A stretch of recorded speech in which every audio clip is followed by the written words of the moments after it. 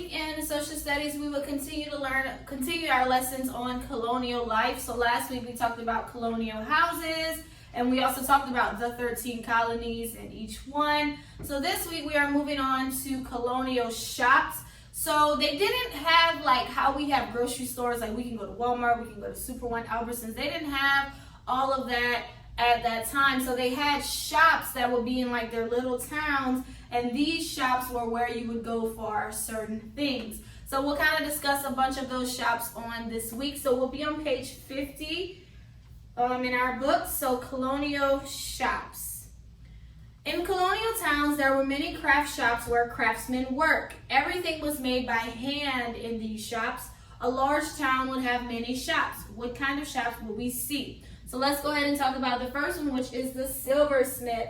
So the silversmith, obviously that means someone who works with silver. And so the silversmith would make different kinds of things with silver. So people would go to the silversmith for specific things.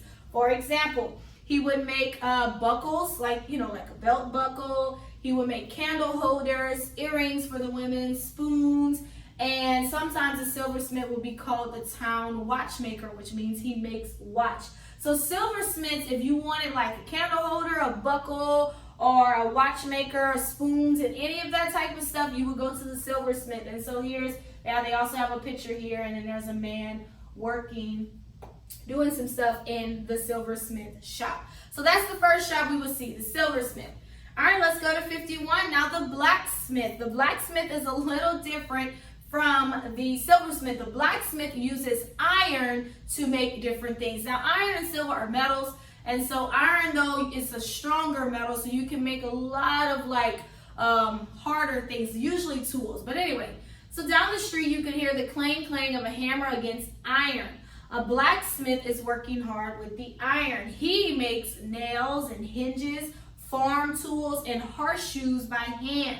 So what he does is he softens the black iron with like very hot fire. So you can kind of see that on the picture here. Then with the hammer, he starts to pound the iron, because when the iron is super hot, you're able to like bend it and put it into any other shape that you want to put it in. And that's exactly what the ironsmith does. So he heats it up really, really hot, and then he starts to bend it and shape it and do all of that to it to make it into whatever. So if it's a nail or a horseshoe, that's what he does. And so also the blacksmith was also kind of known as the dentist as well. And so you're like, the dentist? Yeah. So usually if someone wanted to like pull a tooth, they didn't really have dentists at that time. See, we have a privilege. If we have a bad tooth, we can just go pull it.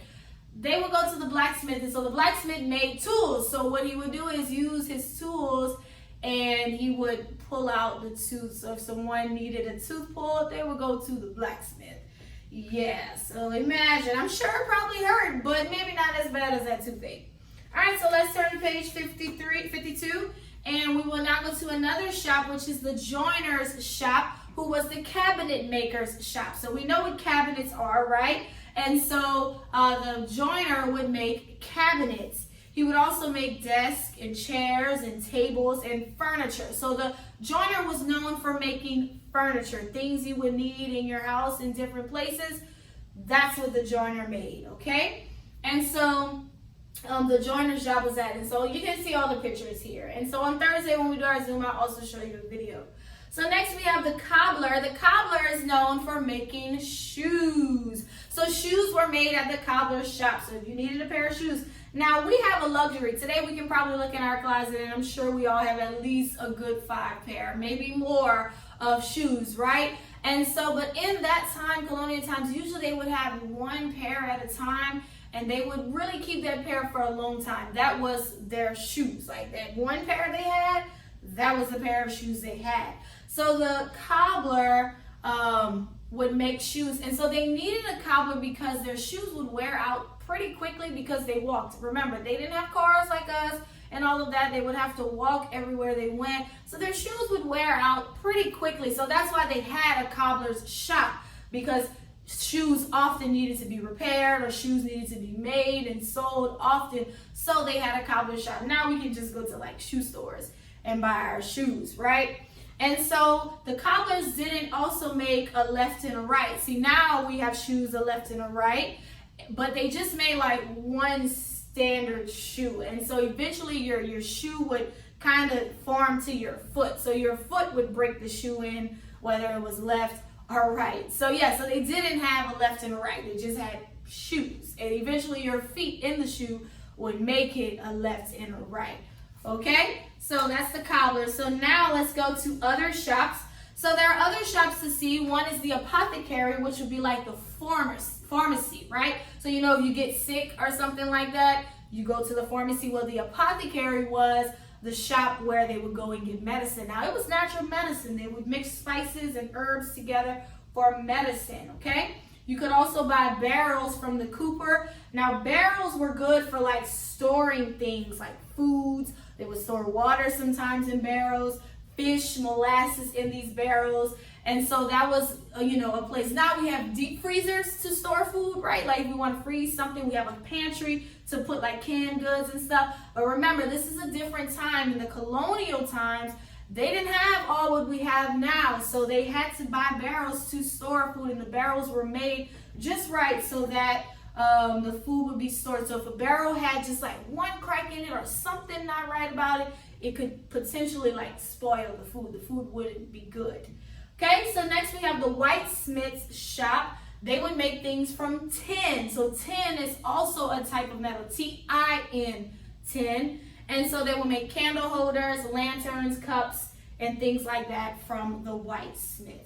So that's some of the different shops. Okay, so let's look at 54.